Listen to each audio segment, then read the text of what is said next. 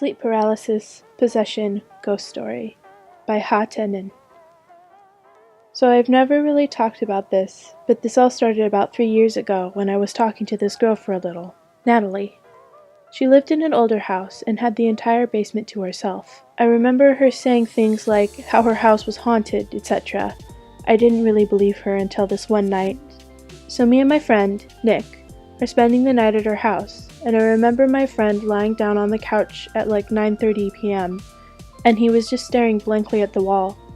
I didn't think anything was wrong. I thought he was just messing around. I started calling his name. Yo, Nick! Nick! Nothing. I couldn't get a response from him. Meanwhile, I was across the room and Natalie was sitting on her bed. After about a minute of him just staring blankly, he jumps off the couch saying, "I don't F with that, I don't F with that," freaking out. And Natalie started laughing. It didn't really dawn on me until later that I think she knew what was happening. Anyways, I started laughing too, thinking it was just a joke. About 5 minutes passed, and he calms down and sits back down on the couch. This is where things got a little creepy and interesting. She had this screen door in her room that opened outside.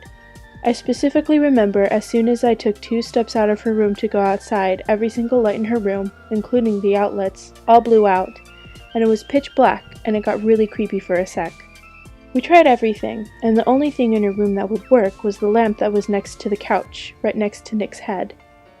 Anyway, this was all kind of new to me. I didn't really know what to think about the situation.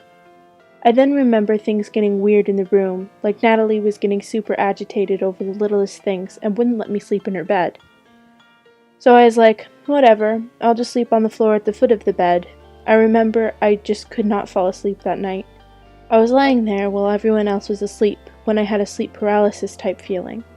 I couldn't move or anything. I remember this happened to me once while I was young, and all I could think to do was pray.